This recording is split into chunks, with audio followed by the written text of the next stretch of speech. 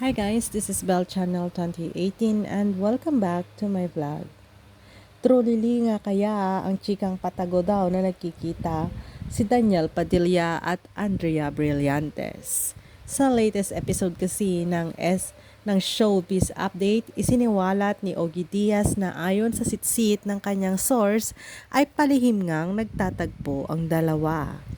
Matatanda ang ilang araw na ring palaisipan sa netizens kung ano nga ba ang estado ng relasyon nila Catherine at Daniel dahil muli na namang nabuhay ang balitang hiwalay na umano ang dalawa.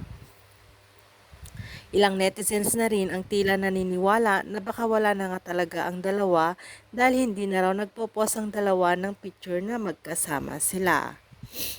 Talagang pinag-uusapan sa social media, yun nga na di umano ang hiwalayan ni Catherine at ni Daniel ang dahilan daw ay si pabitin na saad ni Ogie. Daho kaya? Tanong naman sa kanya ni Mama Loy.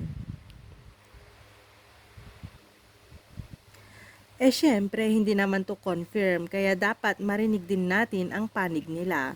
Kasi nililink si Daniel kay Andrea Brillantes. Hindi ba nakakaloka ang sabi ni Ogie? Ang chika pa niya, pinagselosan daw ni Catherine ang senior high lead star. May nagchika pa sa akin na nagkikita ng lihim o pasikreto na nagkikita si Daniel at si Andrea. Pagpapatuloy ni Ogie. Nagtataka siya sa chika dahil alam niyang sobrang mahal ng aktor ang kanyang longtime girlfriend at ka-love team.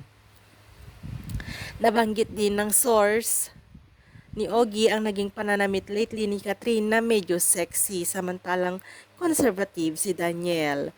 Ang sabi pa raw ng kanyang source ay kung totoong in a relationship ang Katniel ay mag-aantay na lang siyang mag-post ang dalawa ng larawan na magkasama. Going back to Andrea, matatanda ang una na ring na chika ng talent manager na tila ayaw na ni Catherine na makasama sa kahit na anong project si Andrea. Pero bago pa ito ay nagkasama naman sila nila Daniel sa teleseryeng Pangako Sa'yo, kung saan gumanap si Blight bilang si Leah.